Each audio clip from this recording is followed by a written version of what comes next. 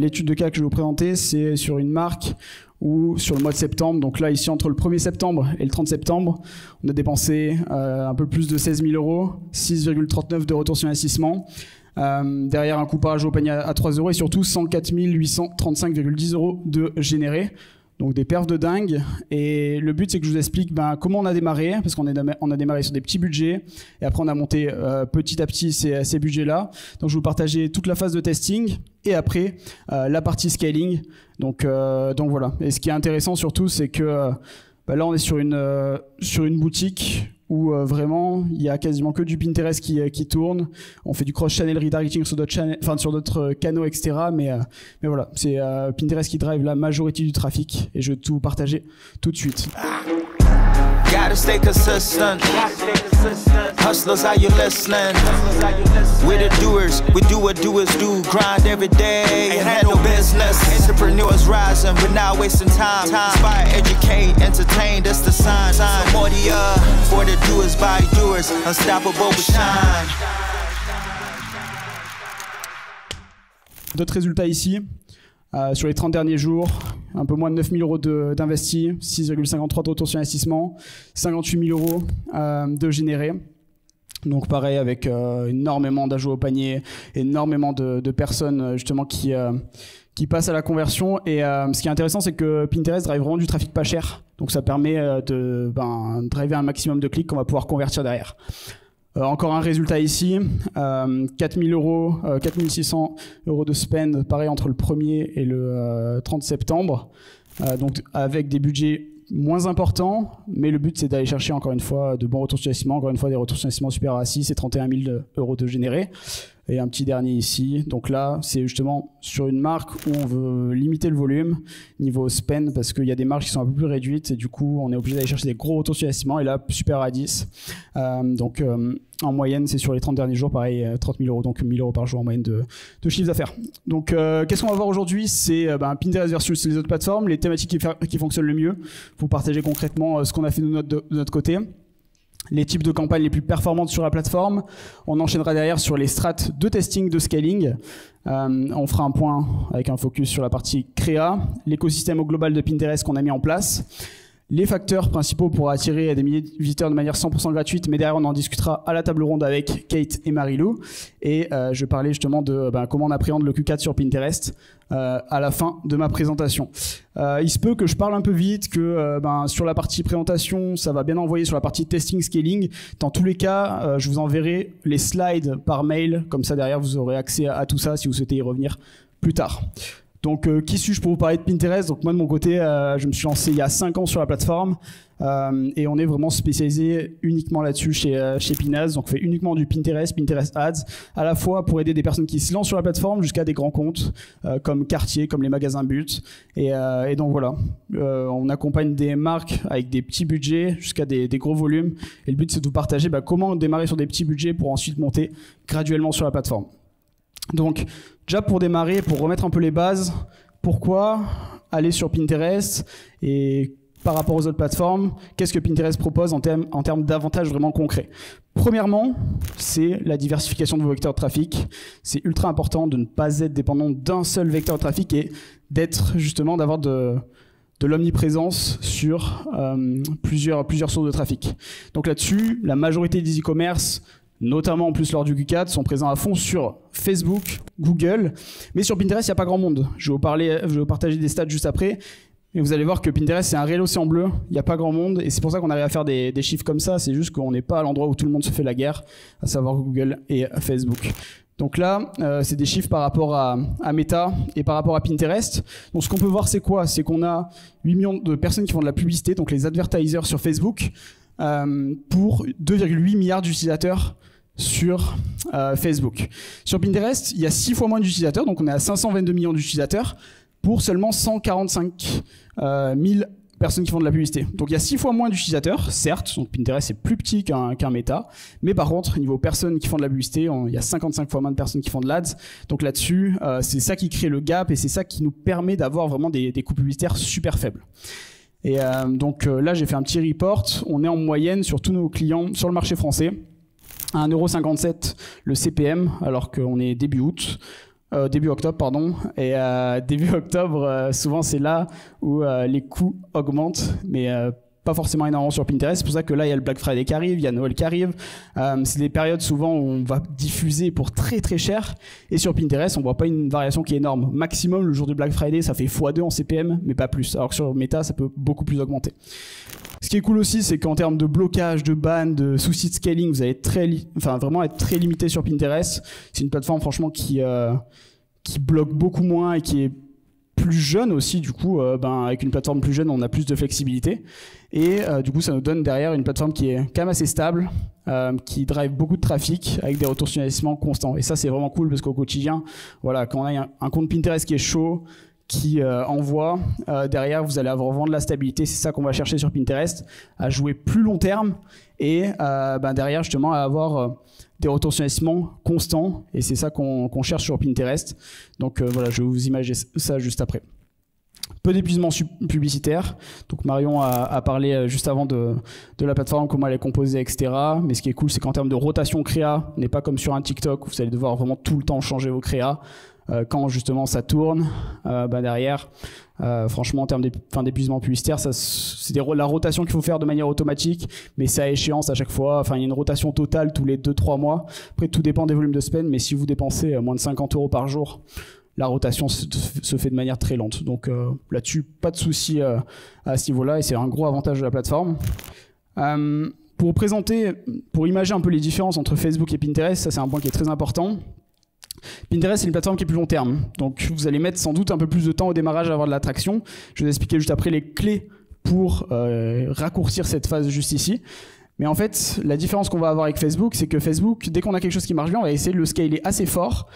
Mais derrière, on peut rapidement avoir un épuisement des publicités ou rechercher de nouveaux produits. Et derrière, ça peut vite nous créer un business en entier. Pinterest, on va plus avoir de difficultés au démarrage à se lancer.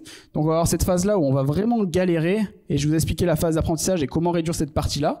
Mais derrière, le but, ça va être d'enchaîner les campagnes gagnantes.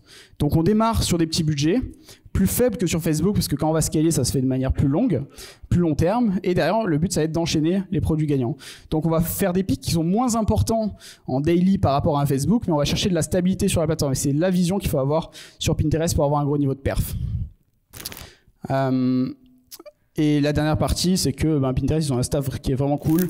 Là-dessus, il y a un support qui est vraiment présent et réactif. Nous, on a même des galères, sur des comptes sur Meta où on galère à avoir le support, etc. Sur Pinterest, ils sont beaucoup plus réactifs, etc. Donc ça, c'est un gros plus aussi. Si vous êtes bloqué, si vous avez une problématique sur la partie shopping, ils sont toujours là pour vous aider. Ça, c'est un gros plus des équipes de Pinterest. Donc pour comprendre Pinterest et comment ça s'articule parmi l'écosystème de Google, Snap, Insta, Twitter, en fait, sur Pinterest, l'avantage qu'on a sur la plateforme, c'est qu'on a la possibilité d'influencer les décisions des prospects avant même qu'ils les prennent. Donc, comment ça se passe ? On veut planifier un projet, comme Marion l'a indiqué. On va sur Pinterest, on ne sait pas exactement ce qu'on veut, mais du coup, en tant qu'advertiser, en tant que personne qui font de la publicité, on a la possibilité d'influencer les prospects des mois à l'avance, contrairement à un Google où quand on va sur Google, on sait plus ou moins ce qu'on veut. Alors que sur Pinterest, on a une idée vague et on fait de la recherche visuelle. Et derrière, où on est sur de l'approche un peu plus agressive, sur Instagram, Facebook en ads, on est déjà sur un moment, en tout cas, où les décisions des prospects sont déjà effectuées.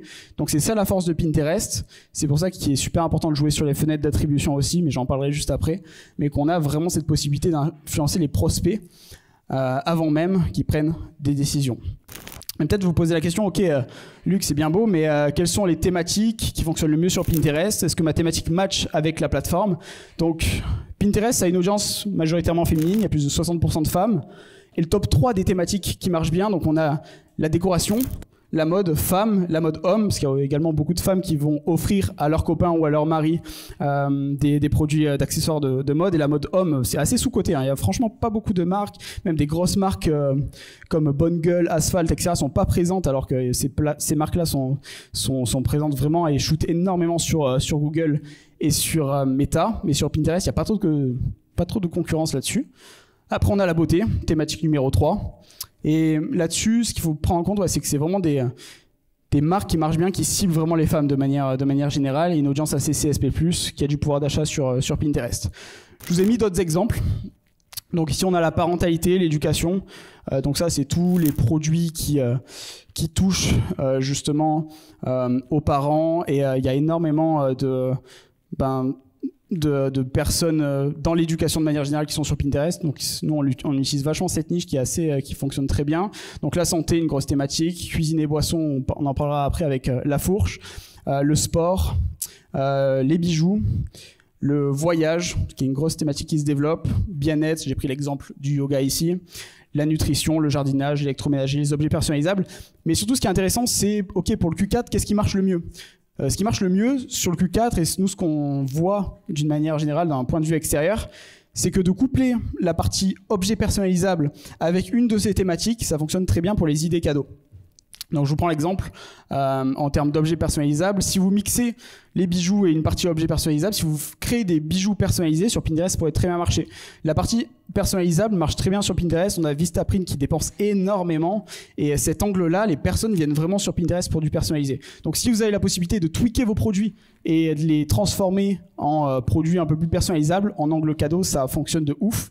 Donc je vous invite vraiment à le faire. Donc ça c'est pour le listing des top thématiques, mais il y en a plein d'autres. Ce qu'il faut se baser, c'est sur l'audience de Pinterest, une audience qui a plus de 25 ans, principalement des femmes, des mères de famille, et donc voilà, sur cette partie-là. Et ce qui est cool, c'est qu'on a un panier moyen qui est super élevé sur Pinterest. Nous, quand on active la plateforme, ce qui se passe, c'est quoi? C'est que quand il y a déjà du Meta, du Facebook qui tourne, on voit que Pinterest va driver au démarrage moins de volume que ces plateformes-là. Mais par contre, les paniers moyens sont plus élevés. Donc c'est ce qu'on va chercher sur Pinterest, justement, c'est d'aller chercher des personnes qui ont du pouvoir d'achat. Donc les personnes, c'est assez facile de les upsell, justement leur vendre des produits complémentaires sur votre site e-commerce, parce que la plateforme est taillée comme ça. On vient sur Pinterest s'inspirer, on est assez ouvert, on fait une première recherche, et derrière, on va ajouter au fur et à mesure au panier sur le site web. Donc c'est une navigation inspirationnelle qui met plus de temps, mais qui est plus qualitative. Donc maintenant, on passe à la partie sur les objectifs de campagne. Sur quel type de campagne se lancer sur Pinterest? Donc il y en a différents, la notoriété, vue de vidéo, intérêt, conversion, vente par catalogue, on a parlé du perflux juste avant, enfin Marion a parlé du perflux juste avant. Sur quel type de campagne se lancer si vous vous lancez, et sur les exemples que je vous ai montrés juste avant, sur quoi on s'est lancé. Donc on a la notoriété de marque, donc c'est cool, on a des CPM qui sont très bas. Par contre, ça convertit très peu. C'est cool en top funnel, c'est cool si vous êtes une marque qui est déjà implémentée. Au démarrage, je vous conseille pas ça si vous voulez vraiment avoir une approche perf et une approche pour avoir du ROI sur Pinterest. Vous avez derrière les campagnes par intérêt, les campagnes de trafic, assez top funnel, encore une fois. Ça arrive beaucoup de trafic, mais il faut faire gaffe au taux de rebond, donc au nombre de personnes qui arrivent sur le site et qui repartent directement. Donc ça, pas ouf si vous souhaitez encore une fois générer vraiment des ventes. Après, vous avez les campagnes de conversion. Donc ça, c'est un gros pôle qui marche très bien. Donc vous allez clairement dire à l'algorithme, OK, je veux avoir des ventes, je veux maximiser mon nombre de ventes, mon nombre de leads. Et du coup, c'est un type de campagne qui marche très bien pour aller chercher de la perf. Sur les exemples que je vous ai montrés, on est sur une répartition en moyenne qui est à peu près entre 40-50% sur ces campagnes-là de conversion. Donc c'est des campagnes qui marchent extrêmement bien et il faut vraiment les utiliser. Et surtout sur les setups de base, c'est des campagnes qui sont vraiment top. Après, on a la partie vente par catalogue, shopping, donc très bonne perf, mais ça nécessite d'avoir quand même pas mal de produits. Si vous avez 3 produits, ça sert un peu à rien. Ce que je recommande, c'est au moins 25-30 produits sur ces campagnes-là. Sinon, c'est un peu du défocus. Et en plus de ça, faut être commerçant, vérifié, etc. Il y a pas mal de démarches. Donc, je vous invite à vous lancer en campagne par catalogue si vous avez pas mal de produits, plus de 30. Sinon, ne perdez pas votre temps et les campagnes de conversion sont vraiment top pour ça. Et on a la partie Performance Plus. Donc, pour faire un feedback, parce que nous, ça fait à peu près 1 mois et demi, 2 mois là qu'on teste. Donc, Performance Plus, c'est pour vous donner vraiment un retour d'expérience sur ce que ça donne de notre côté. En gros, sur les comptes qui sont froids, donc lancer du Perf Plus dès le démarrage, en termes de performance, c'est pas là où on arrive à avoir le meilleur retour sur investissement. Par contre, quand on a un compte qui est chaud, qu'on a déjà bien chauffé sur les campagnes de conversion des campagnes classiques, on ajoute Perf Plus et là c'est dingue. Là vraiment on arrive à scaler super fort. On sent que l'algo il est moins perturbé par les variations de budget qu'on peut lui donner. Donc pour la partie scaling, Perf Plus c'est une dinguerie. Il n'y a pas grand monde qui l'utilise. Donc je vous invite vraiment à l'utiliser en priorité. Et il y a le Performance Plus Shopping que Marion a parlé juste avant. Et c'est le type de campagne à lancer en priorité. C'est des campagnes qui marchent très bien de notre côté. Et donc pour scaler, franchement, allez-y, vous n'allez pas le regretter. Et après, pour la partie retargeting, donc c'est cool, hein, Pinterest drive beaucoup de trafic. Mais comment recibler ce trafic ? Parce que là-dessus, sur la partie retargeting, on est sur un trafic sur Pinterest qui est en phase d'inspiration. Donc on a des prospects qui sont assez peu intentionnistes au démarrage, sont peu à même d'acheter du premier coup. Donc il va absolument falloir les retargeter, les recibler plusieurs fois pour qu'ils passent à l'action, vu qu'ils sont en phase d'inspiration. Et c'est là où les campagnes de retargeting sont super puissantes. Donc là-dessus, nous en moyenne, on met à peu près 20% du budget sur la partie retargeting. Et ce qu'il faut prendre en compte, c'est quoi? C'est que si vous dépensez des gros budgets en retargeting, il faut que l'acquisition, ça suive. Pour rester vraiment sur un ratio 80-20, 80% acquisition, 20% retargeting, et avec des créatives qui sont différentes par rapport à la partie acquisition. Donc c'est des créatives souvent qui sont plus centrées autour de l'offre. On va vraiment être là pour achever les ventes et justement apporter de la preuve sociale, de la réassurance. Ça, c'est quelque chose qui est vraiment, vraiment important. Et sur la partie retargeting, je vois trop de personnes qui se lancent et qui sont sur un setup trop classique. On va recibler tous les visiteurs sans trop faire de segmentation. C'est super important de segmenter vos audiences du retargeting. Nous, sur les comptes comme ça, sur la partie retargeting, on est entre 3 et 5 campagnes au minimum. Pourquoi? Parce qu'on veut vraiment bien avoir une bonne maîtrise du budget. Et là-dessus, si ça marche, on continue. Si ça marche pas, on cut. Mais voilà, il y a vraiment de la bonne segmentation au niveau du retargeting. Je vous ai mis des exemples en termes d'audience qui peut être cool. C'est les audiences de visiteurs, tous les visiteurs qui sont passés sur les 30 derniers jours, les personnes qui ont ajouté au panier sur les 30 derniers jours, le dynamic retargeting, ça c'est pour le shopping. Une personne qui est sur un site de canapé, avoir un canapé gris qu'elle kiffe, on va la recibler avec ce même canapé. Ça c'est vraiment cool. Et le dynamic retargeting, vraiment top niveau perf. Mais encore une fois, ça dépend des comptes. Faut tester. Et c'est pour ça que je vous invite à vraiment segmenter. Vous killez les campagnes qui ne performent pas et vous gardez, vous scalez les meilleurs. Et un point important sur la partie retargeting, c'est que, comme je l'ai dit, plusieurs touchpoints sur Pinterest. Et ce qui est important, c'est vraiment la confiance. On va essayer de rassurer les personnes qui vous ont déjà vu en acquisition en retargeting avec de la preuve sociale, et sur Pinterest d'autant plus, parce que les personnes sont en phase d'inspiration, je me répète, mais c'est super important. Donc on va mettre vraiment de la preuve sociale à fond sur la partie retargeting. Et si vous ne faites pas de Pinterest pour le moment, pensez-y au minimum à au moins faire du cross-channel retargeting. Donc à utiliser les différentes plateformes publicitaires, ou si vous faites que du Pinterest, à penser à utiliser Google, Facebook, Instagram, TikTok pour justement être omniprésent, mettre quelques euros par jour, mais derrière être vraiment omniprésent pour que les personnes, quand elles ouvrent leur téléphone, elles tombent sur votre pub. Ça, c'est super important. Donc, si vous ne faites pas ça, vous allez avoir une grosse déperdition, parce que le cycle qu'on voit, nous, de manière générale, c'est que Pinterest est top pour driver un max de trafic. On essaie de retargeter au max pour derrière que ces personnes-là achètent. Mais derrière, il se passe pas mal de fois où c'est Facebook Ads qui va prendre la dernière conversion, parce que Facebook Ads est très fort pour achever les ventes. Donc en gros, Pinterest Ads, ça drive du trafic à fond. Facebook Ads, c'est là pour convertir sur la fin. Donc ça, c'est vraiment quelque chose à prendre en compte. Et pareil sur Google, si vous n'êtes pas premier sur votre mot-clé de marque, c'est un peu dommage, parce que sur Pinterest, les personnes s'inspirent, elles voient votre marque, elle va taper sur Google, elle tombe sur un concurrent, c'est pas bon. Donc très important d'avoir cette partie-là activée sur des tout petits budgets, mais ça va vraiment faire la différence en termes de perf. Maintenant, on passe à la partie créa. Pinterest, moteur de recherche visuel. Je peux pas ne pas passer sur cette partie-là. Du coup, plusieurs choses. La créa, c'est super important et c'est vraiment pas du hasard. La créa, c'est vraiment des maths.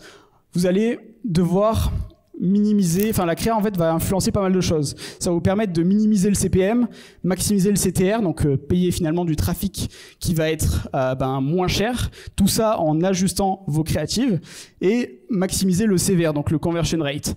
La créa, ça va être vraiment la base. Et si vous avez de mauvaises créas sur Pinterest, vous n'allez vraiment pas perf, parce qu'il y a tout qui se base sur la créa. Vous avez 80-90% du facteur qui va arriver au niveau de la créa et 20% au niveau du texte. Donc le texte, le copywriting sur Facebook, il est important. Sur Pinterest, en vrai, il y a tout qui est sur la créa, donc c'est super important. Donc comment obtenir de grosses perfs avec la créa? Le but, c'est de trouver des concepts créatifs pour minimiser le CPM. Vous allez voir, si vous avez des mauvaises créas, vous allez payer votre coût par 1000 impressions super cher. Vous allez avoir un taux de clic qui est bof. Et derrière, vous n'allez pas profiter de Pinterest, qui est finalement une plateforme qui est pas chère et qui vous permet de driver masse de trafic. Si vous avez des créas pas assez travaillées, vous allez être trop pénalisé.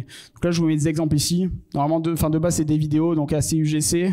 Et là-dessus, si vous souhaitez discuter avec Mathias, qui est juste au fond, je laisse lever la main, il est chaud sur la partie créative. Si vous souhaitez discuter avec lui de ça, il est vraiment super calé sur ce sujet. Donc si également vous avez des formats en organique qui marchent bien, N'hésitez pas à les réadapter en publicité ou à les ajouter en pub. C'est super top. Nous également, on a des top créas sur TikTok qui marchent. On les met sur Pinterest et derrière, ça cartonne. Donc, vous pouvez jouer sur pas mal de choses, mais la séquence classique d'une créa qui marche bien en UGC, c'est on démarre par un hook, on travaille sur la problématique, on passe à la partie solution désir et derrière, on passe sur la partie appel à l'action. Et le but, c'est vraiment de tester différents angles marketing et itérer, et tout ça backé par de la data. Là, je vous mets des exemples de créatives. Donc, on est sur un mix entre de la créa statique, de la créa vidéo ici.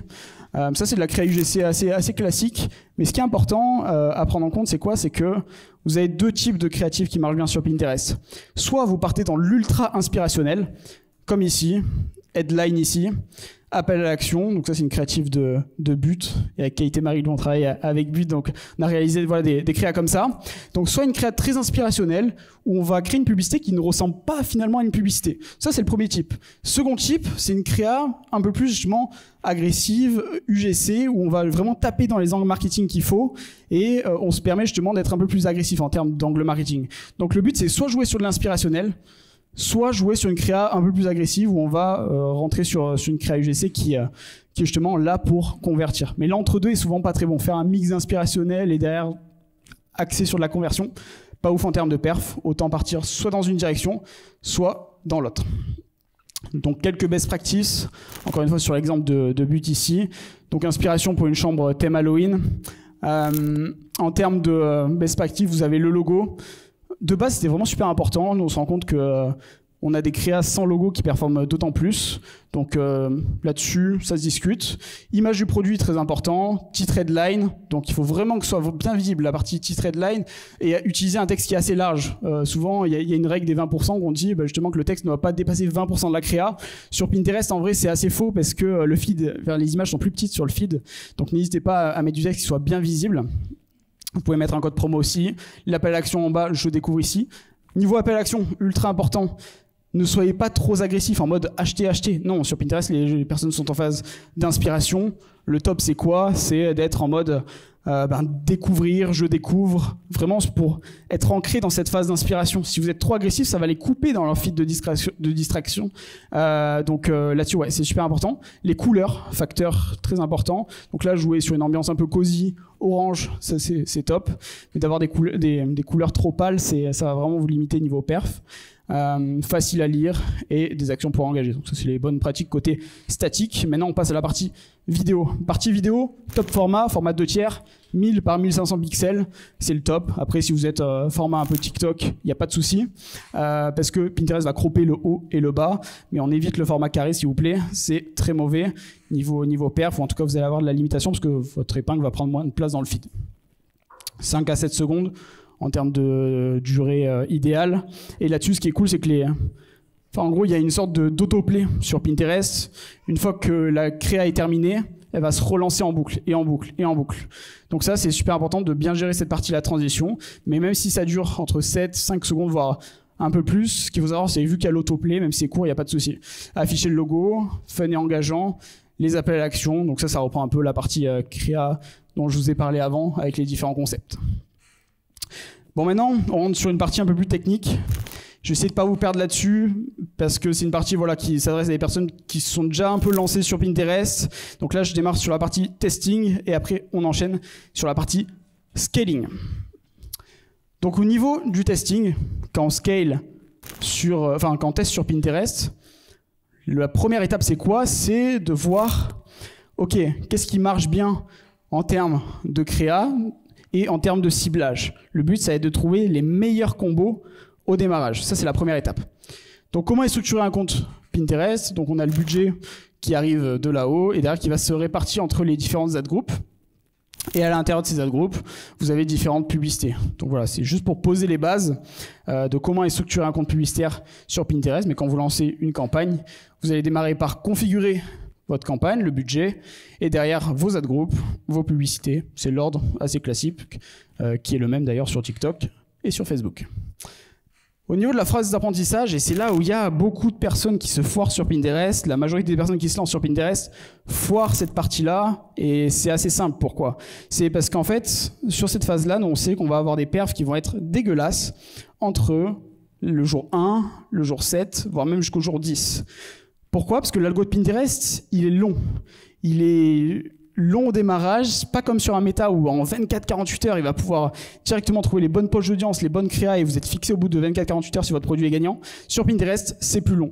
Et c'est tout à fait normal au démarrage d'avoir une baisse entre 40 et 80% de performance. Et ça, c'est quelque chose vraiment à prendre en compte. C'est que beaucoup de personnes se disent « Ah, Pinterest, ça marche pas, etc. » On coupe au bout de 2 jours. En fait, si tu étais en pleine phase d'apprentissage, c'est logique. Donc ça là-dessus, ça dépend de la data qui est présente, ça peut être plus ou moins long, mais vous allez vite le sentir en termes de traction en analysant les dashboards sur Pinterest. Et ce qui est dingue là-dessus, c'est que chaque micro-ajustement, vous allez vouloir modifier un budget, une créa, faire un switch un peu trop tôt, ça va reset la phase d'apprentissage. Et donc là, on repart sur un cycle entre 3, 6, 10 jours. Et c'est un peu la boucle infernale où finalement, beaucoup de personnes arrivent dans cette situation. On est en pleine phase d'apprentissage, on lance, on se dit « Ok, je vais ajuster mes campagnes pour corriger, parce que je vois que cette créa-là diffuse au mauvais endroit, il n'y a pas de perf. Mais en fait, en faisant ça, je vais réinitialiser la phase d'apprentissage, je repars dans un cycle de 3 jours, et bim, je tourne en rond, et zéro performance. Et ça, c'est vraiment 90% des personnes font ça sur Pinterest. Et ces personnes-là s'étonnent de ne pas avoir de perf. Nous, sur les comptes où je vous ai montré, où on a généré plus de 100 000 € par mois, le démarrage était assez catastrophique. Mais maintenant, on est habitué. On démarre donc sur des petits budgets et après, on va monter au fur et à mesure. Mais c'est super important de prendre en compte cette phase-là parce qu'au démarrage, c'est totalement normal d'avoir de mauvaises perfs. Bon, après, il y a des signaux qui sont alarmants pour en discuter après. Mais là-dessus, c'est totalement normal d'avoir de mauvaises perfs sur les premiers jours. Pourquoi ? Parce que la phase d'apprentissage, pour vous expliquer rapidement ce que fait l'algo, il va tester différentes combinaisons. Quelle audience fonctionne avec quel type de créatif. C'est pour ça qu'il faut tester pas mal de créa au démarrage. Donc est-ce que c'est le chemin qui marche le mieux? Est-ce que c'est avec l'audience 2 et la créa 1? Ou est-ce que c'est avec l'audience 1 et la créa 3? Là-dessus, Pinterest va tester différents chemins, donc il va splitter le budget. Et dans ces tests, c'est logique, il y en a la majorité qui vont être foirés. Et si vous avez un test qui est gagnant derrière, là, vous allez sortir de cette phase d'apprentissage. Et Pinterest analyse plusieurs facteurs. Donc, il y a la partie sur Pinterest que vous voyez, mais quand vous installez le pixel, donc le bout de code sur Pinterest via l'API ou non, Pinterest va analyser plusieurs choses. Les interactions déjà avec vos créas sur le dashboard Pinterest, le temps passé sur les pages de votre site, est-ce que les personnes passent de la créa à votre site et derrière, justement, elles passent du temps et elles naviguent sur le profil, ça Pinterest adore. Quel est le taux de scroll sur votre site? Est-ce que les personnes ajoutent au panier? Est-ce que les personnes achètent? Donc tout ça, c'est de la matière grise que Pinterest analyse énormément. Et vous allez le voir, dès que vous sortez de la phase d'apprentissage, vous allez avoir vraiment des perfs qui augmentent au fur et à mesure, des CTR qui sont plus stables. Mais c'est super important à comprendre cet algorithme parce que vraiment la majorité des personnes qui sont sur Pinterest foirent juste à cause de ça. Et donc, au niveau du budget, soit on pose la question, ok Luc, c'est bien beau, mais en termes de budget, à combien je dois me lancer? Est-ce que c'est 5 € par jour, 10 € par jour, 50 € par jour? Là-dessus, la réponse, elle est simple. En fait, vous devez être prêt à laisser tourner vos campagnes au moins 10 jours minimum, dû à cette phase d'apprentissage. Si vous ne le faites pas, ça va être problématique, parce que vous allez vouloir couper trop tôt. Si vous partez sur des budgets trop importants et que vous voyez l'argent qui se dépense en retour sur investissement, c'est pas bon. Là-dessus, il faut vraiment partir sur des budgets qui sont peut-être plus faibles, valider cette phase d'apprentissage, on passe cette période-là, et derrière, bim, on va scaler. Mais c'est super important de juste laisser cette partie-là et de se fixer un budget où on se dit, ok, je suis ok avec le fait de dépenser pendant 10 jours, et même si j'ai pas de retour sur investissement, au démarrage, c'est ok. Donc là-dessus, c'est pour ça que je vous invite vraiment à partir sur des faibles budgets. Il n'y a pas de souci à démarrer à 5, 10, 15 € par jour. Loin de là, et moi je sais même ce que je recommande. Donc voilà sur la partie budget. Je vous montre un exemple d'un setup de testing. Donc vous avez plusieurs types de ciblage sur Pinterest. Les ciblages par centre d'intérêt, les ciblages par mots-clés, le retargeting dont j'ai parlé juste avant. On peut cibler des sous-intérêts, faire du broad, le ciblage shopping en retargeting. Donc là, je vous partage une structure qui est très cohérente au démarrage, à lancer. L'idéal, c'est de partir du haut vers le bas. de tester des centres d'intérêt qui sont reliés à votre thématique, les A/B tester, et à chaque fois, dans les groupes d'annonces, le top, c'est de tourner entre 3 à 5 créatives, 4 étant le nombre idéal. Donc ça, c'est par ad group. Vous pouvez remettre certaines créatives dans 2 ad group, mais le top, c'est justement de tester différents produits, tester différents angles marketing, et c'est là qu'on va pouvoir réellement tester. La partie mots-clés, très importante, on parlera de toute la partie mots-clés sur la table ronde, mais c'est une partie qui est très importante sur Pinterest, d'analyser les bons mots-clés. On en discutera après pour justement comment les insérer dans la campagne. Et en termes de retargeting, faire de la segmentation, ça se passe ici, en reprenant les meilleures créatives de la partie acquisition, sur les ciblages par mots-clés, sur les ciblages par centre d'intérêt. Et derrière, une fois que vous avez un compte qui est assez chaud, que vous avez un peu passé cette phase d'apprentissage, vous pouvez tester des sous-intérêts ou même du broad. Donc du broad, c'est aucun ciblage, vous lancez comme ça, mais il faut juste avoir un compte chaud. Idem pour Performance Plus. Perf Plus, ça se lance. Enfin, nous, d'après ce qu'on voit pour le moment, sur les 1 mois et demi d'expérience qu'on a, c'est top sur les comptes chauds, sur les comptes à froid. Le shopping Perf Plus marche, mais sinon un peu limité. Donc après, vous avez le shopping à lancer. Donc ça, c'est également ultra important si vous avez un flux produit qui est large, encore une fois. Et le retargeting dynamique, on va recibler les personnes. Quand je prends l'exemple du canapé gris, c'est exactement ça. Personne qui a vu un canapé gris, on la recible avec ce même canapé. Donc ça, c'était pour la partie testing. Donc les points essentiels pour les résumer, on étale son budget publicitaire, on va tester plusieurs pages de redirection, parce que Pinterest va analyser tout ça et c'est ultra important, et toujours vérifier la cohérence entre les publicités et les pages de redirection, pour vraiment avoir une cohérence au global. Si vous vendez, admettons, un t-shirt noir, ce qu'il faut, c'est que si votre t-shirt noir est un peu lifestyle sur Pinterest, que la personne, quand elle arrive sur la page de redirection, elle voit ce t-shirt noir directement. C'est super important d'avoir un max de cohérence entre les deux et checker vos KPI pour savoir quand est-ce que vous sortez de la phase d'apprentissage. Donc voilà, tout ça c'est long parce que la phase d'apprentissage elle dure plusieurs jours. Donc je vous invite vraiment à être patient sur Pinterest. C'est une plateforme où il faut jouer long terme. On n'est pas là pour justement faire un gros bénéfice sur du court terme et après cracher les choses. Il vaut mieux démarrer lentement et on monte petit à petit. Donc Pinterest met du temps pour chauffer vos créas, vos campagnes, vos mots-clés, et c'est plus long que Facebook Ads. Donc maintenant qu'on a vu la partie testing, on enchaîne sur la dernière partie, la partie scaling. Partie scaling très différente entre Pinterest et Facebook. Sur Pinterest, on est plus sur un scaling qu'on appelle horizontal, je vais vous partager ce que c'est après, et sur Facebook, c'est plus du scaling de manière générale qui est vertical. Donc quelle est la différence ? Sur Facebook, vous avez une campagne qui marche bien à 50 € par jour. Vous allez essayer de la passer à 150, 200 € par jour au fur et à mesure, de manière assez rapide. Sur Pinterest, c'est plus du scaling horizontal. Donc, au lieu de augmenter le budget dans votre campagne, on va dupliquer les campagnes qui marchent bien. Ça, c'est quelque chose qui est très important. On ne va pas s'amuser à faire une grosse variation de budget parce que vous allez reset la phase d'apprentissage et là, c'est reparti pour une phase d'apprentissage qui va être longue et chiante pour vous avec des pertes qui vont être dégueulasses. Donc, le but, c'est quoi ? C'est quand vous identifiez une campagne qui marche bien, on va la dupliquer en plusieurs petites campagnes. Donc, vous voyez qu'il y a certains mots-clés qui marchent bien. Vous allez créer une nouvelle campagne avec de nouvelles créas, et de nouveaux mots-clés. Et le but, c'est que au fur et à mesure, vous avez une campagne ici à 50 € par jour, vous allez pouvoir en créer une multitude ici à 30, 40, 50 € par jour et finalement, vous allez pouvoir monter graduellement votre budget. Et sur les exemples que je vous ai partagés, on est sur des comptes en moyenne, il y a entre 15, 25 campagnes. C'est juste qu'en fait, en ayant un scaling horizontal et qu'on sait que l'algo de Pinterest, il est un peu plus tricky que l'algo de Facebook sur les variations de budget, on sait que en ayant ça, on a vraiment la main mise sur le budget. On voit qu'il y a une campagne qui marche pas, celle-ci, on la cut, c'est pas grave, il y a les 5 autres qui rattrapent. Alors que quand on est là-dessus et qu'on a cette grosse campagne qui foire, il y a tout qui foire derrière sur Pinterest, donc c'est super important de faire gaffe à ça. Pinterest n'est pas Facebook et en termes de scaling, c'est donc différent. Donc sur quoi vous pouvez jouer en scaling ? Tester de nouvelles audiences, supprimer les tranches d'âge qui ne marchent pas, modifier les créas, tester de nouvelles pages de redirection, de nouveaux produits si vous le souhaitez, modifier le CPA cible, ça c'est pour les personnes un peu plus avancées qui ont déjà testé Pinterest. Si vous êtes en enchère justement automatique, vous pouvez passer en manuel grâce au CPA cible. Et ça, c'est les facteurs sur lesquels vous pouvez jouer pour scaler de la bonne manière. Maintenant, je vais parler de l'écosystème. Et ça, c'est vraiment la base. Quand vous lancez un compte Pinterest, l'écosystème est super important.